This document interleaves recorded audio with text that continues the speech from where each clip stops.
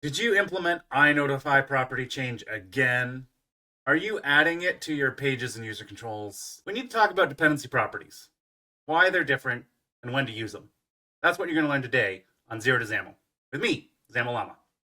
I assume if you're already watching this video, you're familiar with MVVM. If not, I'd encourage you to download the MVVM Toolkit sample app from the Microsoft Store. It really tells you all about the MVVM Toolkit, right? There's no need to implement any of this stuff here again with INotifyPropertyChanged and commands and all those sorts of things. The MVVM Toolkit has you covered. It's basically a de facto implementation of all the interfaces that you find in .NET.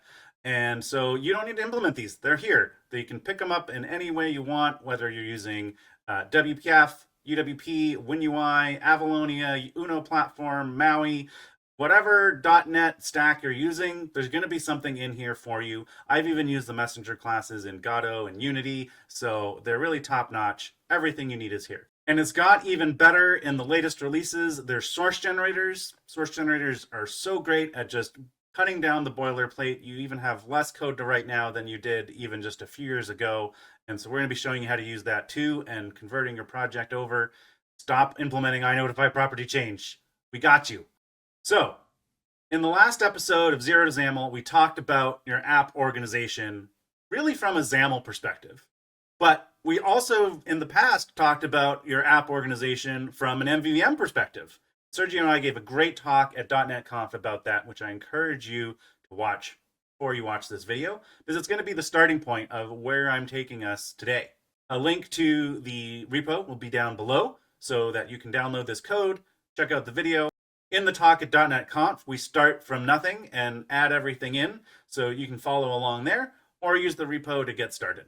Over in Visual Studio now, I've downloaded the repository from the talk that Sergio and I gave at .NET Conf, and I've rewound the clock a little bit here in our ViewModel. A lot of times you're implementing INotifyPropertyChanged yourself. Don't do that.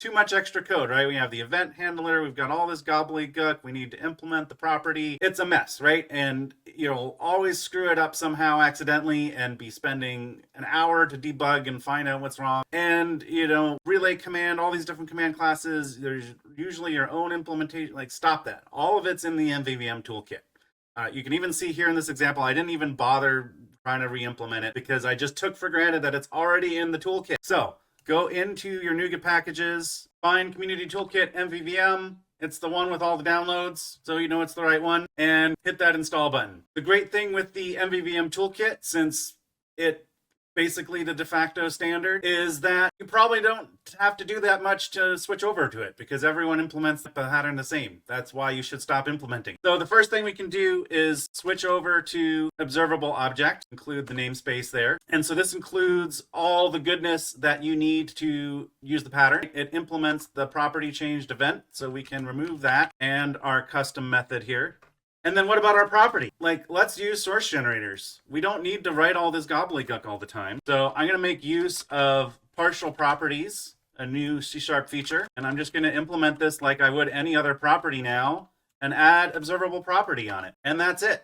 I don't even need this private field. I can get rid of that too. It's important to note with source generators, right? We need a partial class here too. And then once we save this file, the generators will run and we should get rid of our squiggles. Sometimes with source generators, you need to do a quick build, especially since I just added the dependency, but you can see now the red squiggle is gone. If you look in your dependencies and analyzers over here, you can go to the source generators and you can look for the observable property generator. And if you click on your class name, you can now see this is the actual implementation of our property. The MVVM toolkit does all of this stuff for us. We don't have to worry about any of this anymore. And it does a whole bunch of optimizations for us and gives us a whole bunch of other hook points that we can respond to that don't cost us anything if we don't use them. It's great. Use the MVVM toolkit. And then we have these relay commands. Trying to declare these is always a pain. We don't need to do this either. We just take our method that we have already and we just add relay command to it. And now look at this. This is less than half of the code that we had before. Why are we bothering to maintain all that gobbledygook? Just use the MVVM toolkit and you're good. I can run this app. I'll show you the XAML here in a second. And this is just a simple counter app, right? It was a simple example we used for .NET Conf to talk about MVVM.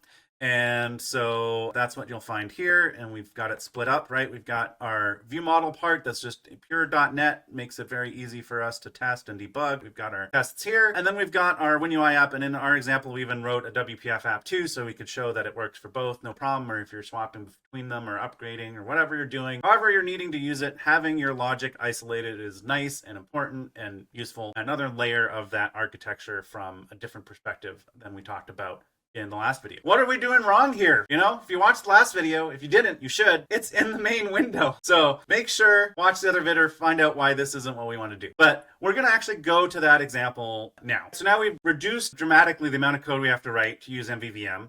And we get all the binding goodness. We can quickly hook up our code to our UI. Everything is good. We're familiar with INotifyPropertyChanged and MVVM. We're implementing the pattern. All is fine and dandy. Let's jump over to our project from the last video on app organization. So in our last video, we talked about organizing our XAML, right, in different ways across our project.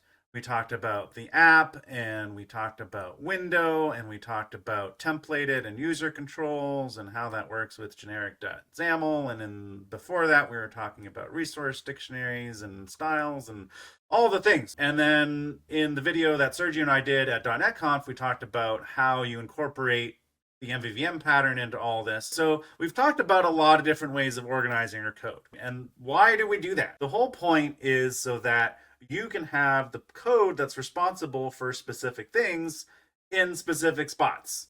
And so that's what the MVVM pattern is all about, right? Separating out these specific pieces of your view and the UI framework with XAML and the operating system like Windows. And so these are the kind of architecture things we've talked about in that last video, and the .NET Conf one is about, you know, why it's important to separate this part out from all these other pieces below, and having your data and using observable object and view models and having all of your application logic here in a place where it's easy for you to test and isolate from other pieces, right? That might be specific to the UI framework you're using, like WinUI or WPF or whichever else, or the operating system itself, right? Like if you just keep this stuff that's underlying here in just .NET land, you have a much easier time in just testing this and debugging and figuring out what's going on there if it's an issue with your actual code and logic versus an issue with whatever technology you're trying to display that with.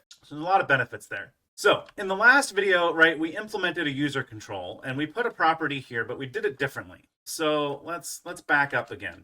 So you have a user control and you're trying to encapsulate some logic within your UI, within the view, within this component. So a lot of times we see folks that, right, are encapsulating their logic in this user control and they're like, right, we need to add a property. And so I know MVVM, I should just use INotifyPropertyChanged, right? No, don't do that. That's not what we need to do here. Like there's different systems at play. And even with the toolkit now, I'll be like, oh, well, I can use the helper, right? Because I can't use observable object. I can use the attribute to implement it into me. And there's various reasons why you don't want to do this either. Like this is a last resort for like your lower levels. And it's not something that you want to do in your view layer with dependency objects either. So what are we supposed to do? What is the solution if we're not supposed to use INotifyPropertyChanged? But it's what people do because it's what they're familiar with and it's the MVVM pattern. But if we go back to our slide, when we talk about MVVM and the MVVM pattern, it's this whole thing, right? This is the MVVM pattern, is splitting up the view from your underlying logic. And when we are making user controls and templated controls, we are in the UI framework. We are part of XAML. XAML is goodness. I'm the XAML llama. It's what I'm about,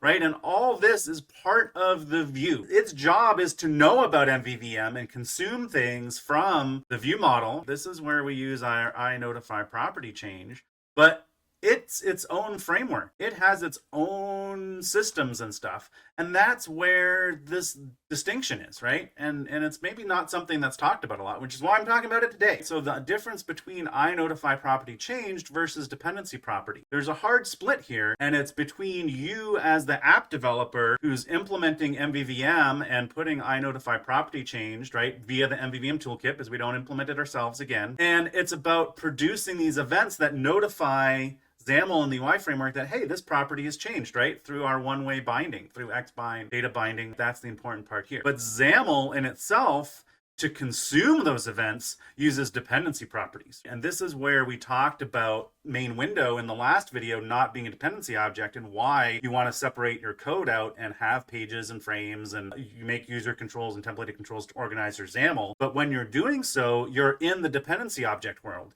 You want to use dependency properties because that's the property and the system that XAML knows on how to listen for data binding, how to do styling, how to do all those rich interactions with XAML depend on the dependency property system and dependency objects. And they're consuming the MVVM pattern and INotifyPropertyChanged. That's the distinction here, right? And through two-way data binding, that's how it pushes stuff back into your data and ViewModels. And so that's the distinction here, right? So if you are in XAML land and you are writing a XAML control or working within a XAML page and exposing a property to be used in XAML, you need to use dependency property. If you are just writing your own application logic and bubbling up data that's going to be consumed by XAML and bound to different properties and controls and things, you use INotifyPropertyChanged, right? That's the distinction here. As we saw in the last video, right? If I use the snippet here, prop.dp, and try to implement my property, there's a whole bunch of gobbledygook here. It's a mess. And it's super prone to doing it wrong because there's super specific rules and syntax and systems and things that you need to know here about doing this right, and it's a super pain. Until now, we have, through the magic, another source generator that can do all this magic for us. So just like the MVVM Toolkit and the .NET Community Toolkit, we also have the Windows Community Toolkit.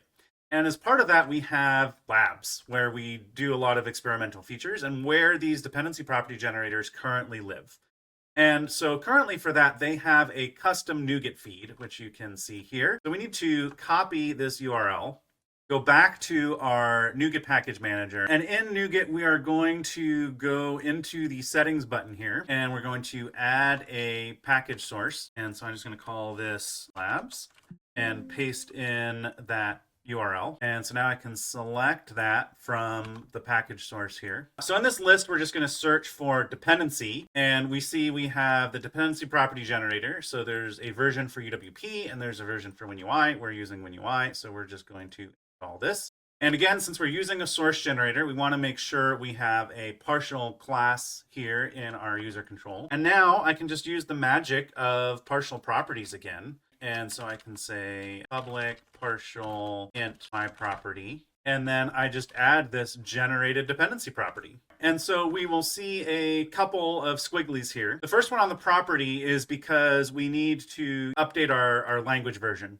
So if I go into my C# project here, I can update lang version, and I'm just going to say latest. There we go. This works. And so if we go again into our dependencies analyzers, into the source generator for the dependency property, you can see there's a ton of different diagnostics that it can give you to tell you what you may or may not be doing right or wrong. And we can go to our user control, and again, we can see all of the gobbledygook and boilerplate that it is implementing for us, right? It's calling all these get and sets for the dependency property. It's creating the partial methods here. It has all these different partial, right? If we want to react to the property changing, we can implement these methods and get the dependency property changed event args. So it's really doing everything here for us, including creating the definition here of the dependency property, right? This is the important part. You can see it's automatically adding the extra property here. Normally you wouldn't have property at the end of your NetBrain property anyway, but it's what we called it in our example. It's using all that goodness here. It's associating it to our type and doing all the stuff that we'd have to do otherwise with the prop.dp snippet here, right? So like we've turned all this gobbledygook and gotten all this extra benefit from just using this source generator here. And so if I look at my XAML, we've got the property now. We can do the binding. Like it all hooks into what's here existing. And when we ended off our last application, we had our templated control, but I can switch back here to my user control. I can set my property to some value like 10 and run this again. And voila, our value from our control is set to 10, right? All through the cascading of the binding there from our main page to our user control into the dependency property. And that's what the generator is for, right? Super, super simple. Just like we're doing with MVVM and INotifyPropertyChanged and observable properties. All that sort of stuff is great when you're in the MVVM layer. But if you're doing view stuff, if you're creating a user control, templated control, you want to be using dependency properties instead to hook into the XAML framework, to consume the MVVM pattern. In the library world of creating controls and working with XAML and winui and everything, you don't need to use MVVM as the pattern to implement things for the control itself. You just need to be aware of MVVM as a pattern and be able to consume it through the use of dependency property. So it's a fine line, right? It's hard to understand that difference, but understanding that distinction is what levels up your development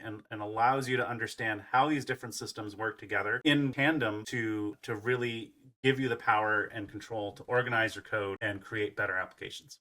So I hope you've learned something today in learning how easy it is now to use dependency properties the right way in your view and keep that separate from your MVVM pattern. Again, I am the XAML Llama, and this was Zero to XAML. So be sure to like, subscribe, hit the bell, all those things, and we will see you in the next one. Happy coding!